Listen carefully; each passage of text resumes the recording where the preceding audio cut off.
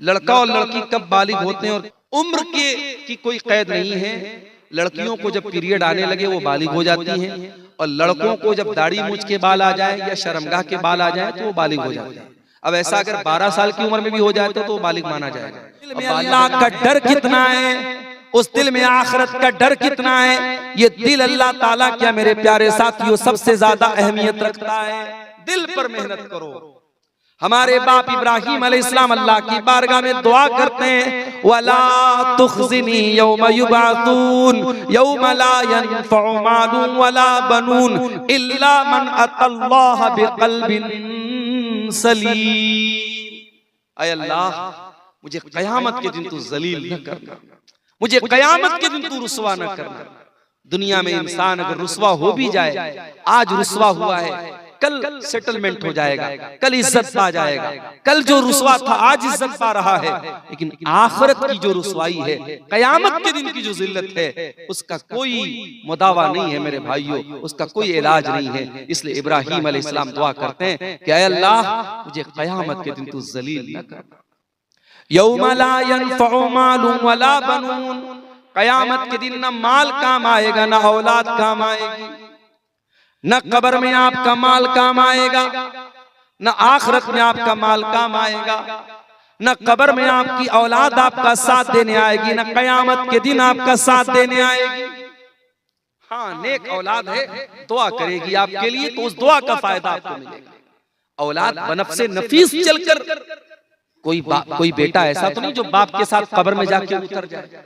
कोई ऐसा बेटा तो नहीं जो बाप का हाथ पकड़ के कयामत के दिन कह दे कि अल्लाह मेरे बाप की जगह मुझे अजाब में डाल दे और अल्लाह उसके मुतालबे को कबूल कर ले। नहीं, न कयामत के दिन बेटा बाप के काम आएगा, न कब्र में काम आएगा। इल्ला मन अतल्लाह बिक़ल्बिन सलीम, कयामत के दिन तो वही कामयाब होगा जो कल्बे सलीम लेकर के आएगा, साफ सुथरा दिल लेकर के आएगा। दिल पर मेहनत करो मेरे भाइयों, ये दिल हमारा बहुत कठोर होता चला जा रहा है। जलसों में कोई कमी नहीं है, यूट्यूब पर बयानात की कोई कमी नहीं है, उलमा की तकारीर की कमी नहीं है, इतना सब कुछ हम सुनते हैं, रात रात भर जलसे और प्रोग्राम हो रहे हैं, मगर क्या बात है कि समाज में बुराइयां बढ़ती चली जा रही हैं। क्या बात है कि समाज के अंदर गंदगियां कम नहीं हो रही हैं। वजह यह है कि आज हमारे दिल कठोर हो चुके हैं। अल्लाह ने कुरान में यहूदियों से कहा था, सुम्मा क़सत क़ुलूबुकुम मिन बादि ज़ालिका फ़हिय कल हिजारति औ अशद्दु क़स्वा। ऐ यहूदियों, तुमने इतने गुनाह किए, इतने पाप किए कि पाप करते करते तुम्हारे दिल पत्थरों से ज्यादा कठोर हो गए, पत्थरों से ज्यादा तुम्हारे दिल सख्त हो गए। व इन्न मिनल हिजारति लमा यतफज्जरु मिनहुल अनहार। अरे पत्थर तो कुछ ऐसे भी होते हैं कि पत्थर के अंदर से नहरें जारी होने लगती हैं। व इन्न मिनहा लमा यशक्ककु फयखरुजु मिनहुल मा। पत्थर तो कुछ ऐसे भी होते हैं, पत्थर में से सुराख हो जाता है, पानी रिस रिस करके निकलने लगता है। व इन्न मिनहा लमा यहबितु मिन खशियतिल्लाह। पत्थर तो कुछ ऐसे भी होते हैं जो अल्लाह के खौफ से पिघल जाते हैं। ऐ इंसान, तो इतना पापी हो चुका है, इतना पापी हो चुका है, तेरा दिल पत्थर से भी ज्यादा कठोर हो चुका है, पत्थर से भी ज्यादा सख्त हो चुका है। आज हमारे दिल पत्थरों से ज्यादा सख्त हो चुके हैं मेरे साथ।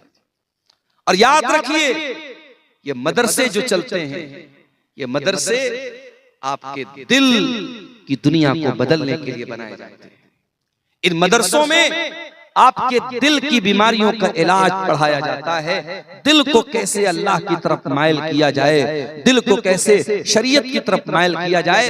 अगर एक जुमले में कहूं, इन मदरसों का बुनियादी मकसद यही होता है। वो शायर ने कहा ना कि ये मदरसा है तेरा मैं कदा नहीं साकी, यहाँ की खाक से इंसान बनाए जाते हैं। इंसान कैसे बनते हैं? इन मदरसों से जो निकलते हैं, जो दीन के तलबा और दीन के उलमा और दीन के दाई जो दुनिया में कुरान और सुन्नत को आम करते हैं, यही वो लोग होते हैं मेरे भाइयों जो अपने दिलों की इस्लाह करते हैं और दूसरों के दिलों की इस्लाह। दिल पर मेहनत करो मेरे साथी। हमने तो कोरोना का दौर भी देखा है, हमने तो वो दौर देखा है जो कई नस्लों ने नहीं देखा, जो कई सदियों ने नहीं देखा, हमने वो दौर देखा। कोरोना का वो दौर जिस दौर में हमारी मस्जिदें बंद हो गई, खाने काबा अल्लाह का घर जो 24/7 जिसका तवाफ होता रहता है, क्या नमाज होती रहती है, वो खाने काबा वो मुकफ्फल हो गया, वहां ताला लग गया। मस्जिदों में नमाज बंद हो गई, घरों में ईद की नमाज हम लोगों ने पढ़ी, जुमा घर में कायम किया गया। ये सारे मसाइल, नए नए मसाइल जन्म लेते हैं और हालात इतने बदतर हुए कि हम रोजाना इंटरनेट पर देखते थे आज अमेरिका में कितने लोग मरे, आज फला मुल्क में कितने लोग मरे। क्रिकेट के स्कोर की तरह मरने वालों की तादाद देखी जाती थी। और हालात यहां तक हमने देखे, हमारे यूपी में, बनारस का मैं रहने वाला हूं, गंगा के घाट के किनारे गैर मुस्लिम भाइयों की लाशें पड़ी रहती थी, कोई जलाने वाला नहीं, कोई उनका अंतिम संस्कार करने वाला नहीं। कितनी जगहों पर तो मुसलमानों ने उन गैर मुस्लिमों का अंतिम संस्कार किया। कितनी जगहों पर बाप मरा है, बेटा अपने बाप की लाश को छूने को तैयार नहीं है। कितनी जगहों पर कूड़ा उठाने वाली गाड़ियों से लाशों को उठाया गया। ये हालात इंसानी तारीख में बहुत कम देखे थे, ये हालात हमने देखे थे। इतने मुश्किल तरीन हालात देखने के बावजूद हम कितने कट्टर दिल और कितने कठोर दिल के मालिक है मेरे प्यारे साथियों। होना तो ये चाहिए था, इन हालात को देखने के बाद हमारी हालत बदल जाती, हम अल्लाह वाले बन जाते, अल्लाह की बारगाह में गिड़गिड़ाने वाले बन जाते। जो नमाज से दूर है वो नमाजी बन जाते, जो शराब में गर्क थे वो शराब से तौबा कर लेते, जो ज़िना में मुब्तला थे वो ज़िना से तौबा कर लेते। मगर हालात ने उल्टा रुख देखा है। इतनी बड़ी मुसीबत के बाद भी हमारी बेराह रवी में, हमारी गंदगियों में, हमारी बुराई में कोई नहीं। इसीलिए अल्लाह ताला कुरान करीम में कहता है, फलौला इज़ जाअहुम बासुना तदर्रउ वलाकिन क़सत क़ुलूबुहुम व ज़य्यन लहुमुश शैतानु मा कानू यामलून। मेरे बंदो, जब मुसीबतें तुम्हारे ऊपर आई, जब बीमारियां तुम्हारे ऊपर आई, जब वायरस तुम्हारे ऊपर आया, होना तो ये चाहिए था कि तुम अल्लाह की बारगाह में तज़र्रो करते, गिड़गिड़ाते, अल्लाह से माफी मांगते, अल्लाह से तौबा करते। लेकिन तुम्हारे दिल तो कठोर हो चुके हैं, तुम्हारे दिल तो सख्त हो चुके हैं और शैतान तुम्हारी बुराइयों को इतना सजा चुका है कि तुम्हें तौबा करने की तौफीक भी नहीं मिलती। तौबा करने की तौफीक भी नहीं। शैतान का बहुत पुराना हथियार है। जब आप तौबा करने का इरादा करेंगे, शैतान कहेगा बाद में कर लेना, बाद में कर लेना, अभी तो जिंदगी पड़ी है, अभी तो जवानी है, अभी मौज मस्ती के दिन है, कर लो। मेरे नौजवान साथियों, ये जवानी कितने दिनों तक बाकी रहेगी इसकी क्या गारंटी है? कितने दिनों तक जिंदगी बाकी रहेगी इस बात की क्या गारंटी है? अभी हमारे एक दोस्त इलाहाबाद के रहने वाले, प्रयागराज के रहने वाले, उनके बहनोई अच्छे खासे चलते फिरते इंसान 3 महीना पहले बीमार होते हैं, जोर जोर से उनको खांसी आने लगती है, एडमिट किया जाता है, डॉक्टर चेकअप करता है, कहता है इनको कैंसर की बीमारी है और कैंसर इनके फेफड़े तक पहुंच चुका है, लंग्स तक पहुंच चुका है, उनके पूरे फेफड़े को कैंसर ने खराब कर दिया है। डॉक्टर कहता है कि अब इनका बचना बहुत मुश्किल है। बेचारे इस वक्त प्रयागराज के जो हालात हैं, इलाहाबाद के, वहां चूंकि महाकुंभ चल रहा है और आने जाने के कितने मसले हैं, बेचारे अपने बहनोई को लेकर के वो बनारस पिछले हफ्ते आए और बनारस के हॉस्पिटल में एडमिट किया। मैं गया था वहां देखने, हालत देख करके एहसास हुआ मेरे भाइयों, कल तक जो इंसान बिल्कुल सही था, चल फिर रहा था, और 1 महीने के अंदर अंदर आज हालत ये है, उनकी हड्डियों में जान बाकी नहीं बची है। खड़े हो रहे हैं तो खड़े नहीं हो पा रहे, टिक नहीं पा रहे हैं। डॉक्टर ने कहा कि इनकी हड्डियों के अंदर, इनके हड्डियों के अंदर जो गूदा होता है उसके अंदर भी कैंसर के जरासीम जा चुके हैं, अब इनका बचना बहुत मुश्किल है।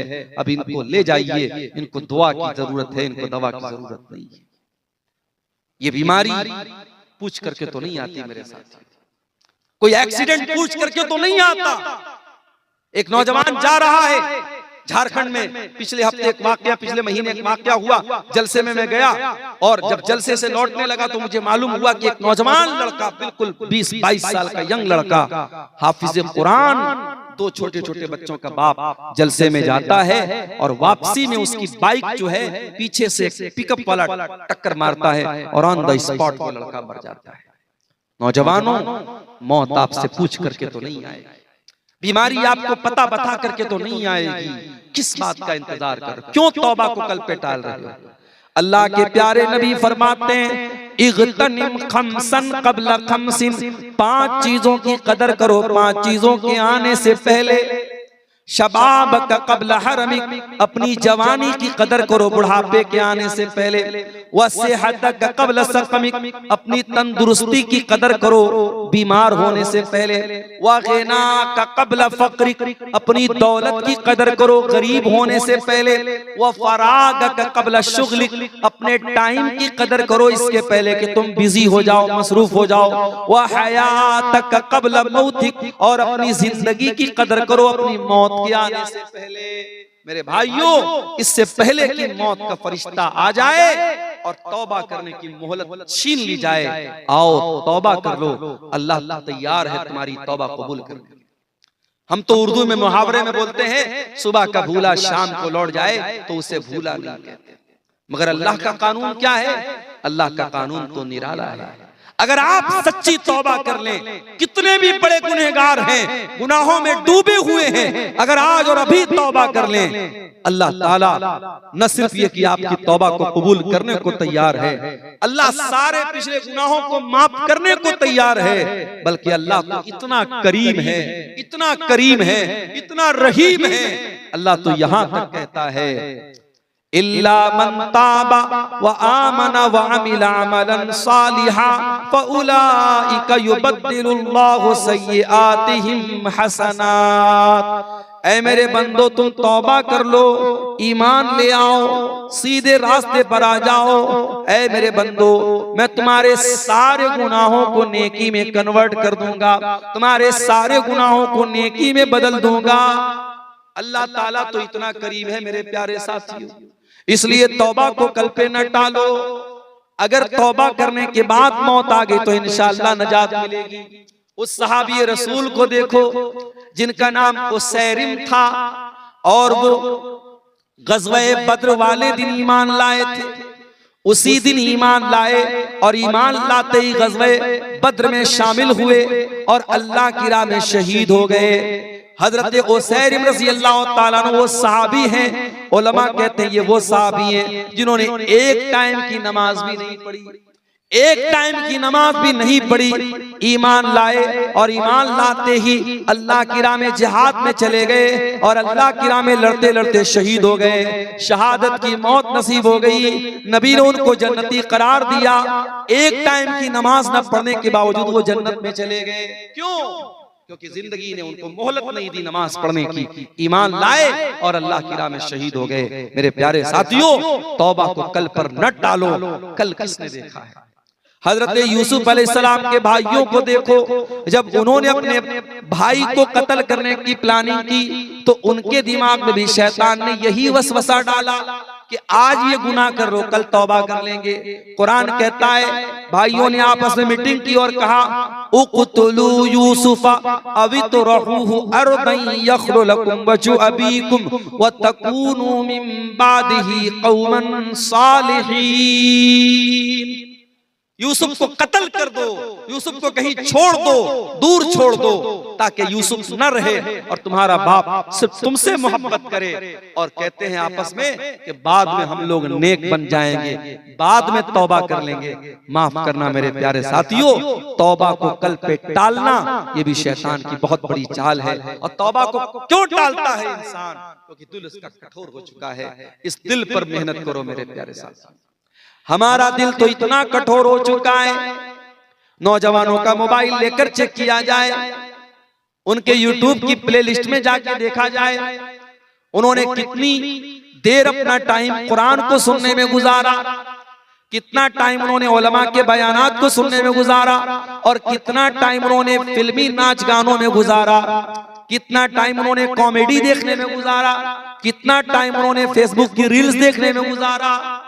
आज फजूल और लायानी चीजें देखने में हमारा नौजवान अपना कितना टाइम वेस्ट कर रहा है। मेरे प्यारे नौजवान साथियों, अगर आपके दिल को म्यूजिक से सुकून मिल रहा है, गाने से सुकून मिल रहा है, अगर आपको फेसबुक की बेहुदा रील से और इंस्टाग्राम के गंदे वीडियो से मजा आ रहा है, इसका मतलब ये हुआ कि आपका दिल मुर्दा हो चुका है, क्योंकि कुरान कहता है अला बिज़िक्रिल्लाहि तत्मइन्नुल कुलूब। ओ लोगो, अल्लाह ताला के जिक्र से ईमान वालों के दिल को सुकून मिलता है। जिस दिल में ईमान होगा उस दिल को अल्लाह ताला के जिक्र से और कुरान से सुकून मिलेगा। आज भी मैं दावे के साथ आपसे कहता हूं, अरबी आपकी जबान नहीं है, आप बिहार के दरभंगा के इलाके के रहने वाले, आपकी अपनी एक मखसूस जबान है, अरबी आपको नहीं आती होगी, फिर भी अगर आप किसी अच्छे कारी की आवाज में अगर कुरान करीम को आप मोबाइल पर चला करके उसकी तिलावत को सुने, ईयरफोन कानों में लगा लें, हेडफोन कानों में लगा लें, दावे के साथ करता हूं मेरे भाइयों कि वो कुरान आपके दिल के तारों को छेड़ेगा, वो कुरान आपके दिल पर अपील करेगा। ये कुरान की खासियत है मेरे प्यारे साथियों। आज हम हरम में देखते हैं जब शेख अब्दुल रहमान सुदैस कुरान पढ़ते हैं, जब शेख शुरैम जब वो कुरान पढ़ते थे, हरम में अफ्रीका का काला भी है, अमेरिका का गोरा भी है, बंगाल का बंगाली भी है, इंडिया और पाकिस्तान का उर्दू हिंदी बोलने वाला भी है, मुख्तलिफ इलाकों के लोग हैं, जबानें अलग हैं, कल्चर अलग हैं, मगर जब कुरान पढ़ा जाता है, अजाब की आयतें आती हैं, शेख सुदैस भी रोने लगते हैं, शेख शुरैम भी रोने लगते हैं, और वो अरबी न जानने वाला भी जब वो कुरान सुनता है अपनी आंखों पर, उसको भी इख्तियार नहीं होता, वो भी रोने लगता है। ये कुरान वो किताब है मेरे साथ। इसीलिए अल्लाह इस किताब के बारे में कहता है लौ अनज़लना हाज़ल कुरआन अला जबलिन लरअयतहु खाशियम मुतसद्दियम मिन खशियतिल्लाह। अगर इस कुरान को हमने किसी पहाड़ के ऊपर भी उतारा होता तो पहाड़ भी अल्लाह के खौफ से रेजा रेजा हो जाता। ऐ इंसानों, तुम्हारे दिल तो बड़े कमजोर, बड़े नाजुक हैं, गोश्त पोस्ट के बने हुए मामूली से दिल हैं। कुरान किसी पहाड़ पे उतरता तो पहाड़ भी चूर चूर हो जाता। तुम्हारे दिल की क्या हैसियत है? तो कुरान से अपना ताल्लुक जोड़ो मेरे प्यारे साथियों। कुरान आपके दिल को मोम बनाएगा, कुरान आपके दिल को नरम बनाएगा। मेरी प्यारी माँ बहनों, अफसोस की बात है आज आप भी कुरान से बहुत दूर हैं। आज बास खवातीन का फोन आता है, मौलाना साहब हम अपने मखसूस अय्याम में नापाकी की हालत में, जिन अय्याम में नमाज पढ़ना हमारे लिए मना है, उन अय्याम में हम कुरान पढ़ सकते हैं या नहीं? तो कान खोल करके सुन लें। जो सही मसला जो उलमाए मुहक्किकीन ने बयान किया है कि कुरान को टच करना, हैज़ की हालत में औरत डायरेक्ट कुरान को टच करे,